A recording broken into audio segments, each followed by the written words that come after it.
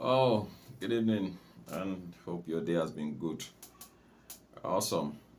It's been, interesting the way things are beginning to turn out with respect to Bobrisky's case.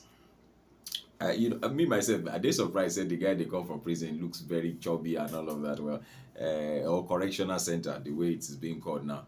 Though we are not saying that you come back from, the correctional center looking haggard, but then there should be some sign that look, this person had not gone to live a normal life for quite some time, and then he's back. But then it's good that heads have already started rolling.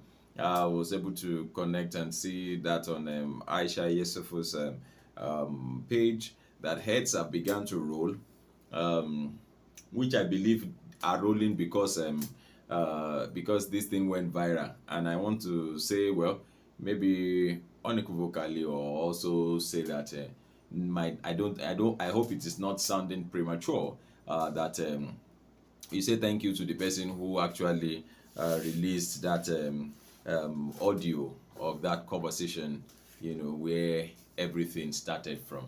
And then we began to hear that Bobrisky had to bribe some people for some, EFCC officials about 15 million naira and all of that. And that led to, a very dark man being, invited by the EFCC saying that. And he said it's not going. And I think I talked about that in my last video.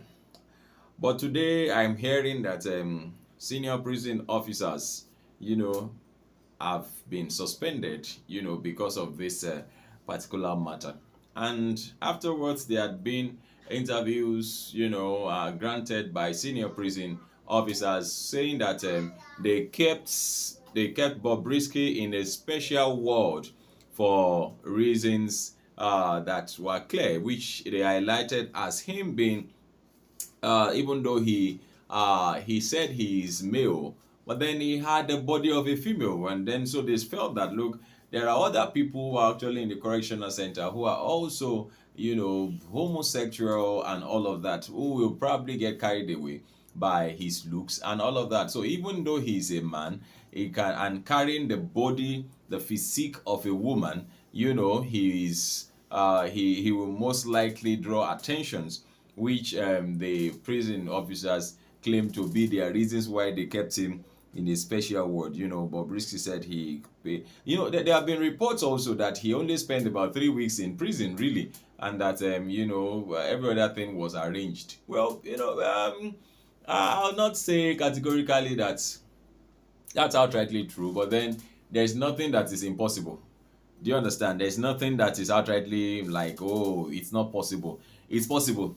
It's possible. And if Afun said all and all investigations are concluded, and I hope it doesn't just die down a natural death like it's like matters like this die, or I hope that those who are culpable are brought to book.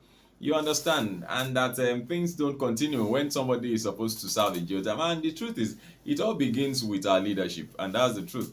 It all begins with leadership. Somebody was jailed for, stealing yam. Was it yam now? Yeah, 3 tubers of yam. Somebody was jailed for stealing 3 tubers of yam. But then we have people who steal billions and are going back home after a plea bargain. What is the plea bargain? Or you stole 80 billion naira.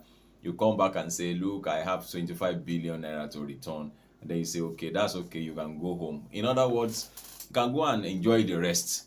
You are free to go and enjoy the rest. And so I'm not surprised that former President Olusegun Obasanjo had said that most of the people in the corridors of leadership at the moment are supposed to actually be not in the corridors of leadership, but actually in the corridors of prisons. They should be behind bars. They should be behind bars.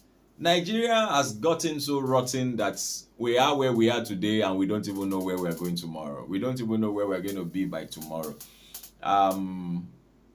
There have been several issues. I mean, things have gotten out of hand. There have been quite a lot of escalations with respect to price of commodities, feeding and everything, poverty level rising because of policies that are not human, and are not realistic, or very, very untimely in their applications that were brought forth by this current administration. Well, I've just been able to load you with updates with respect to Bobrisky, and I think that just drew us into some other issues. But then the main thing is that Bobrisky, the issue is getting messier. It is really, really getting messy, and so we would bring you updates as they unfold.